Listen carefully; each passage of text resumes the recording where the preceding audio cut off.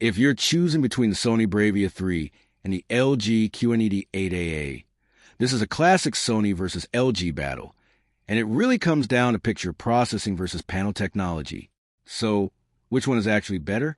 Let's break it down. The Sony Bravia 3 focuses on processing and accuracy. Sony TVs are known for their excellent image processing, which means better upscaling, more natural colors, and smoother motion, especially for movies and TV shows. Even though it's a more basic LED model, it delivers a very balanced and realistic picture.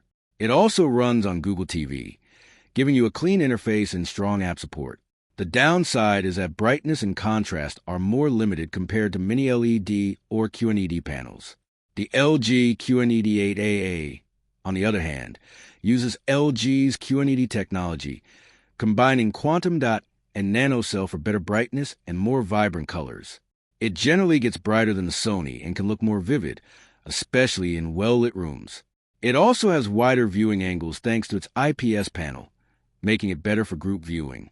The trade-off is contrast. Blacks won't look as deep, and LG's processing isn't quite as natural as Sony's, especially for lower resolution content. So the real difference is this.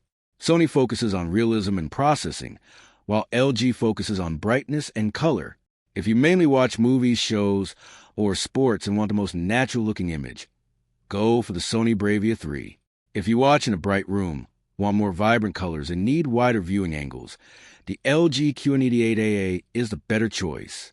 Bottom line, Sony Bravia 3 wins for picture accuracy and processing, while LG QNED 8AA wins for brightness and everyday versatility. Thanks for watching. Don't forget to like and subscribe for more videos.